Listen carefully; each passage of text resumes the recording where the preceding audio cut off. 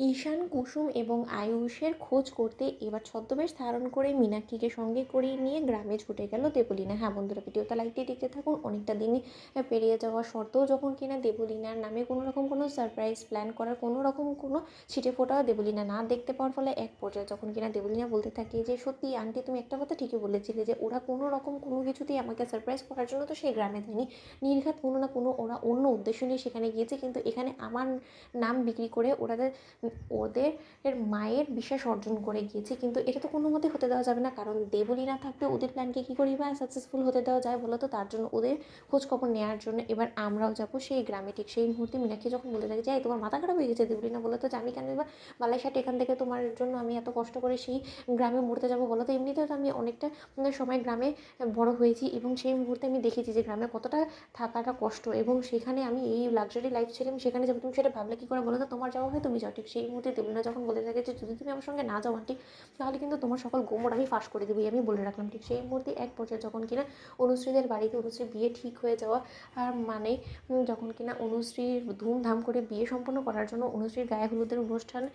শুরু করে দেওয়া হয় এবং অনুশ্রীর গায়ে হলুদের সকল যোগাযন্ত্র করে ফেলে। ওদিকে অনুশ্রীর গায়ে হলুদের অনুষ্ঠান দেখে যখন কিনা কুসুম, আয়ুষ এবং ঈশানের যখন কিনা হুঁশ উড়ে যায় এবং গা হাত পা ঠান্ডা হয়ে আসতে থাকে এবং অনুশ্রী যখন বলতে থাকে যে অসম্ভব, এত তাড়াহুড়া করে আমি কোনোভাবেই ওই দিলীপ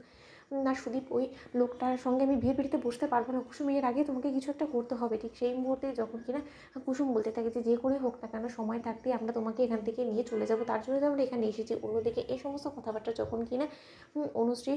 ভাইদা শুনে ফেলে আড়ি পেতে, এবং অনুশ্রী ভাইদা যখন কিনা বলতে থাকে যে তবে রে অনুশ্রী আমিও দেখি যে তোকে এখান থেকে কে নিয়ে যায়, আমাদের চোখের সামনে থেকে তোকে কেউ যাতে না নিয়ে যেতে পারে, তার জন্য দেখ কী করে আমি করা প্রহরী বসাই বাইরে, যতক্ষণ পর্যন্ত না তোর বর এসে বরযাত্রী নিয়ে তোকে এখান থেকে না নিয়ে যাচ্ছে ততক্ষণ পর্যন্ত আমার নজর তোর উপর থেকে সরবে না। এবং এরা যে প্রথম দিন থেকে অন্য বদ মতলব নিয়ে এখানে ঢুকেছে সেটা তো আমি বেশ ভালো করে বুঝতে পারছি, এবার সেটা আমি শিওরও হয়ে গেলাম। এবার দেখ যে ওদের প্ল্যানে ওদেরকে কী করে আমি মাত দিই। অন্যদিকে এই সমস্ত কথাবার্তা যখন কিনা অনুশ্রী ভাইদা অনুশ্রী পিসিমণিকে গিয়ে বলে এবং অনুশ্রী ভাইদা আর মুখ থেকে সমস্ত কথাবার্তা শোনা মাত্র অনুশ্রী পিসিমণি যখন বলতে থাকে কিন্তু কোনো মতেই কিন্তু আমাদের সেই কুসুম নামক মেয়েটাকে বুঝতে দেওয়া যাবে না যে আমরা ওদের প্ল্যানটা জানতে পেরে গিয়েছি, তাই আমাদেরকে সতর্ক থাকতে হবে এবং সতর্কতার সাথে আমাদের মেয়েকে আমাদের বিদায় দিতে হবে এবং কোনো মতে অনুশ্রীও যাতে এই জিনিসটা টের না পায়, এবং দাদাকে তো কোনো মতে বলাই যাবে না, তাহলে তো অনুশ্রীকে মেরে এখানেই শেষ করে দেবে। অন্যদিকে